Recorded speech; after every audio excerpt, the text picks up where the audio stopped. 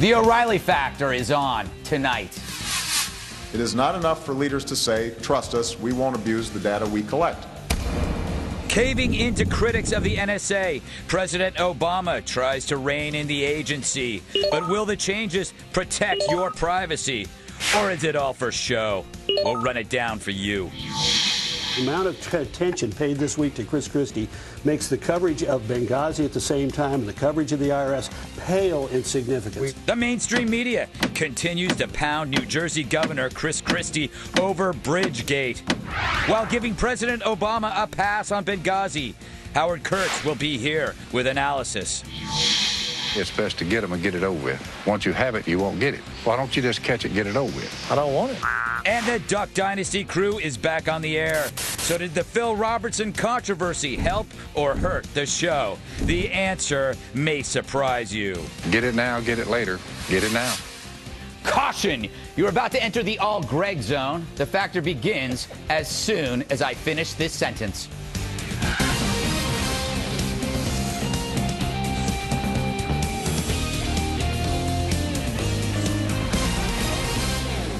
Hi, I'm your merry munchkin, Greg Gutfeld, in for Bill O'Reilly. Thanks for watching us tonight. Watching us. That's the subject of this evening's Talking Points memo. President Obama has announced changes to the NSA, and I hope they're all for show. Call me a fan of better safe than sorry, but as long as there's evidence that the NSA could have prevented 9/11, why trash it because some media screamers find common cause against modern security? And if you disagree with me, that doesn't mean I'm against the Constitution, so spare me. When our own intelligence wants Snowden dead, that tells you that Snowden hurt us bad. He's a creep. The fact is, data mining is a must in this new world. The NSA should not be a political plaything. It works for no party. It works for you and me. Which is why I ignore the screechiest voices in the room. They may want the NSA to go away, but they have no alternative. Instead, they pretend that spying on foreigners is shocking and that mining numbers infringes on rights. Many are, to use a historical term, useful idiots, pawns that ignorantly join up with the enemies. The leftists behind the NSA attacks are against all anti-terror measures since 9/11, which is why, after every single terror plot, they cast our fear as Islamophobia. This parallels the 20th century smear of anti-communism as worse than communism. Back then, the Reds had useful idiots too, but Ronald Reagan ignored such children. Let's do the same here. And that's the memo. Now for the top story tonight, the president's NSA overhaul. Today, Mr. Obama proposed the following: that the NSA stop storing phone data from hundreds of millions of Americans. Instead, he wants to figure out another way to store the data outside government, maybe in pyramids. He also wants intelligence agencies to get a court's permission before accessing records. He says he wants to end the spying on friendly international leaders and is calling for some privacy protections for foreign citizens. The reforms I'm proposing today should give the American people greater confidence that their rights are being protected. One thing I'm certain of: this debate will make us stronger. It always does. Joining us now from Washington, Clifford May, president of the Foundation for Defense of Democracies, and from L.A., Fox Business anchor, the lovely Kennedy, host of the great new show, The Independents. Kennedy, I'm going to go to you first. So we can no longer spy on international figures. I thought that's what spies do. What's James Bond going to do? Sell health insurance now? No, but should we apply everything we need to do to foreign governments and foreign agents to innocent U.S. citizens? That's the question, and it's been a false argument or a false notion of balance put forward that you have to decide is it national security or civil liberties. Now, we always need to protect civil liberties, especially of American citizens, and the NSA repeatedly crosses that line. They say they found no violations, though, so I believe, Kennedy, you may have just stated an opinion, not a fact, which angers me deeply because I love you. Who's they? Okay, who's they say they found no violations? They just did a big study on it. Let me get jump Sure, in that's there. not vague. Cliff, what do you make of the changes?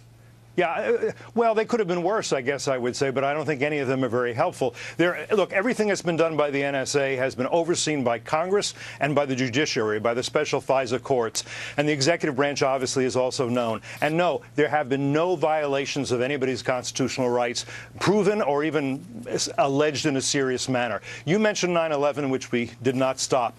And after that, people said, well, we need to connect the dots. Greg, you don't connect the dots unless you first collect the dots. Mm-hmm. And metadata, that's what it is. It's dots. It's electronic dots. It's electrons. We're not listening. The NSA is not listening to people's conversations, not reading their emails. It's looking for patterns in terms of these communications. Only if those patterns are established do they go to the FISA court, which is already established, and then say, okay, we got to look into this much more deeply. So there are, and by the way, the U.S. Constitution is a contract between the U.S. citizens and its government. It should not and does not apply to foreigners on foreign soil. Let's get over that idea.